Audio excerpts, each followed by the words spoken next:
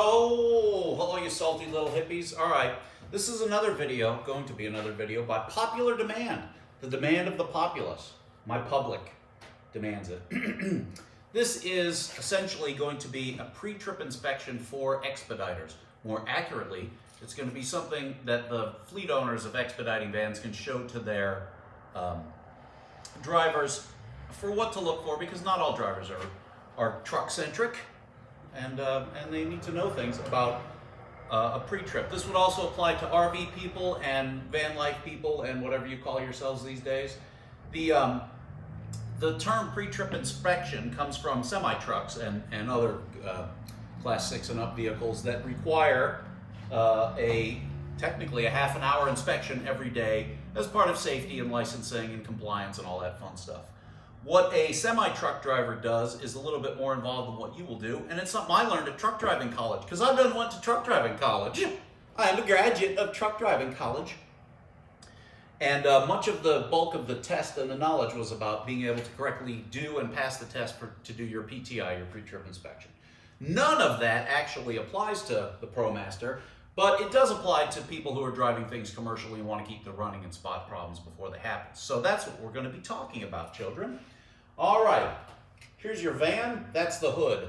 If you don't know how to open the hood, there's something wrong with you.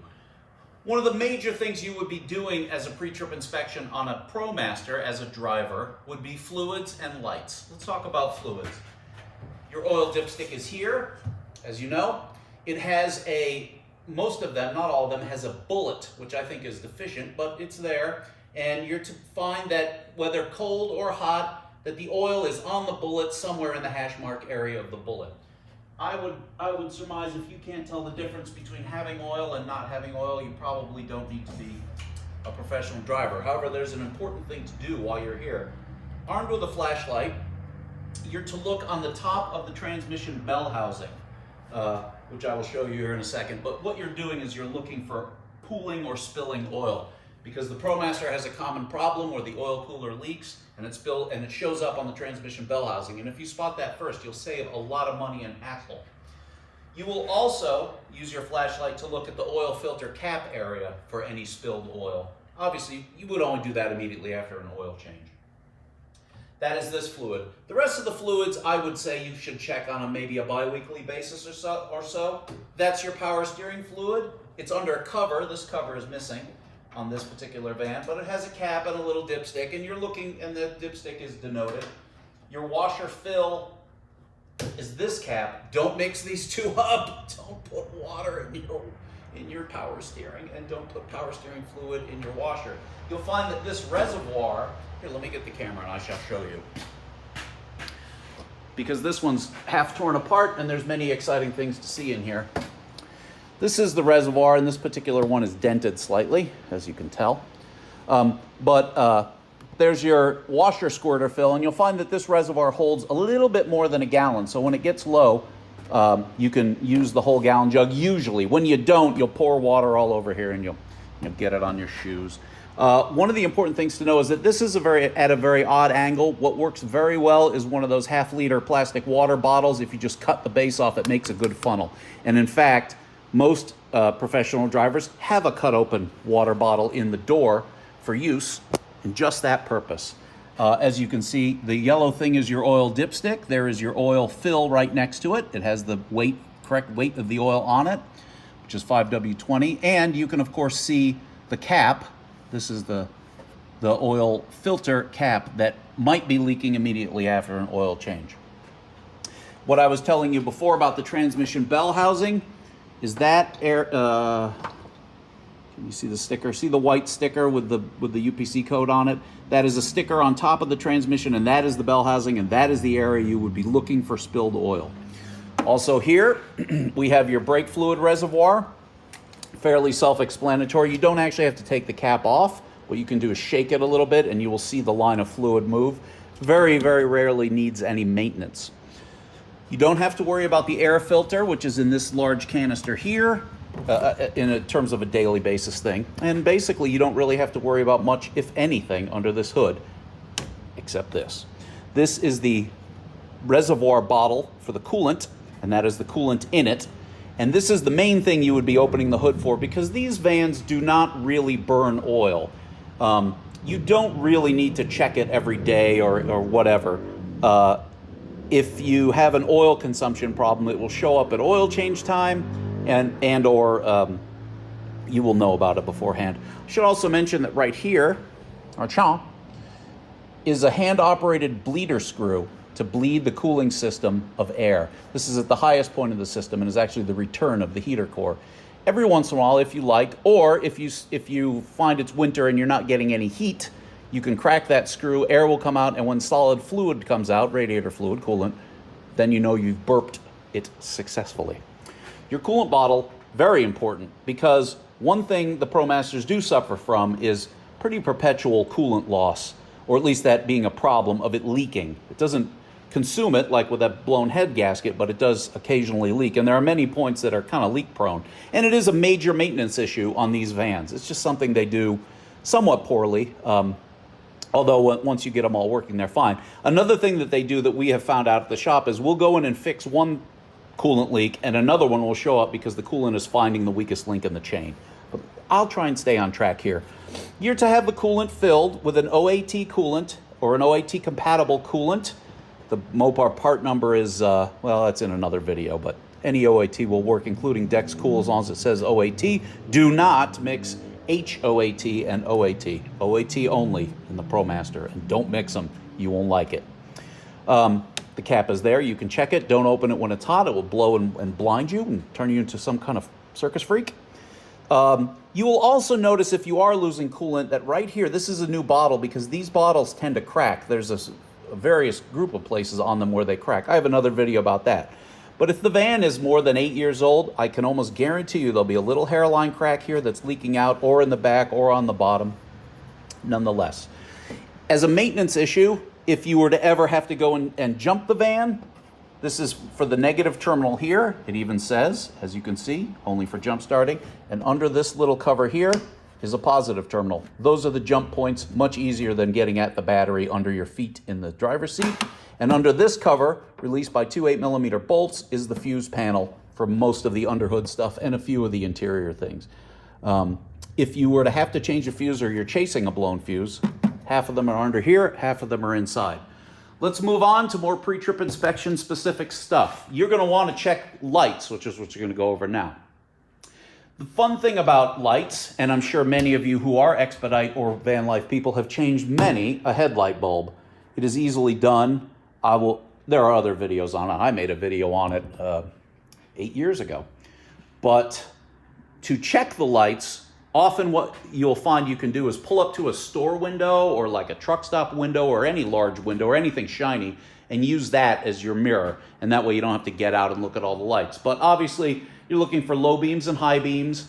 If the turn signals are flashing fast, that usually indicates a blown bulb somewhere in the chain.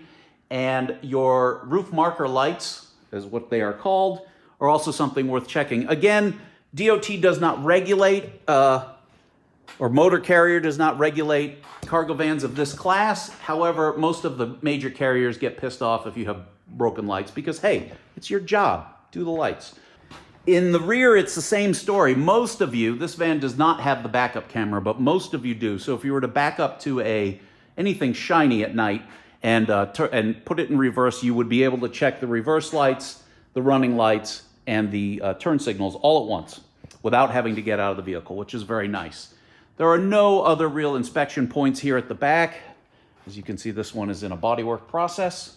Let us talk about tires over here where the light is good. Your tires, everybody has different opinions and recommendations about tires, but in terms of checking them, the van's onboard system of tire pressure monitoring is somewhat of a sore point. It's not great, and it does not report the pressures to you just if a tire is low. The spec for a cargo van like this is 65 front, 72 rear. In a motorhome, I believe they spec it at 7280, something like that. But whatever the spec is, it'll be printed on the door card in your thing, and I would advise you to spend a couple of bucks and get a good mechanical, slidey type tire pressure gauge. Invaluable tool. There's not really much to know about the tire other than they should be round on the bottom, and if they're not, you've got a flat tire. But what you'd be checking for is a visual inspection of the tire and a feel of the surface of the tire like this. And what you're feeling for is a bumpiness. That's called cupping, and that's due to worn rear shocks. You're to inspect visually that all the lug nuts are there and that the valve stem cap is there, because the cap is what actually seals the system, not the valve stem.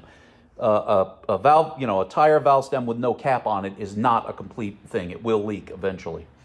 I also, not on this van, but often what I'll do is I'll put a little paint dab by any wheel weights that are on there, just so and I will always put the wheel weights on the outside, just so I can visually check to see if any wheel weights have fallen off, because that will result in rough running. Your front tires are a similar story. A visual inspection of the tread depth, and if they're wearing unevenly, which is an indicator that you have an alignment or other suspension problem, that the lug nuts are present. As to the rest of your pre-trip, you are to be cognizant of what the van feels like when it's running normally. Thus, you can identify what it feels like when it's not running normally. You are to be cognizant of the status of the check engine light, and I would behoove all fleet owners to provide a code reader to their drivers, because when a code comes up, it doesn't tell you anything, but knowing the code tells you quite a bit. And in fact, it will tell you what codes you can safely ignore. Everything else is self-explanatory. Seat belts, coffee cup, nose picking, everything that people do when they're driving. What else is there to know in here? I could give you one thing to know. Key's not in it, otherwise I would show you. If your dashboard outside temperature has 2 dashed lines, that means that the temperature sensor in the bottom of the mirror has gone bad. It does not mean you need thousands of dollars of air conditioning work.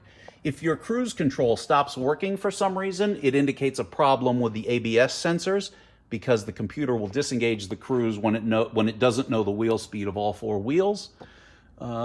Check engine light temperature. I guess I could talk about this.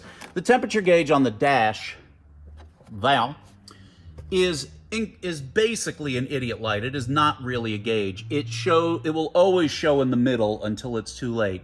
I suppose you're responsible to glance at it occasionally, but a much better indication of what the engine is actually doing in terms of temperature, assuming you don't have a code reader and can't read that out in degrees, is to feel it. And you will get a feel as you drive for what is hot and what is not. The USB port that's next to the cigarette lighter is notoriously poor because the wiring for it is very thin and it will burn out quite quickly. Most people these days want to plug in everything, including a hairdryer and a marital aid, to that port, and that will burn out rather quickly, and you'll find that what you'll do is run a dedicated wire to it up behind the dash with its own fuse, and you will modify that. As you can see, this one does not have the Uconnect. Tow haul is mainly for trailers. It doesn't really do much except raise the shift points and delay the lockup of the torque converter. If you're hauling heavy, okay, use it. It won't hurt anything. But if you're empty or light or it's flatland or whatever, you really don't need it. The shifter, the manual mode of the shifter, is not a gear selector. It is a gear limiter. So what you can do is prevent it from going to 6th and stay in 5th. You would use that for pulling hills or whatever, but it is not a gear selector in the traditional sense. Put it in 4th and it'll run 1 through 4 just like it normally would. It just won't go into 5th or 6th. Well, we've learned a lot, and I feel like I have completed my obligation to people who ask for a pre-trip inspection who are expediting drivers or van lifers. Well, there you go. ProMasters only, Barbertucky, Ohio, right near Akron, 40 minutes south of Cleveland, for all your ProMaster fixing needs. I will see you soon. Farewell!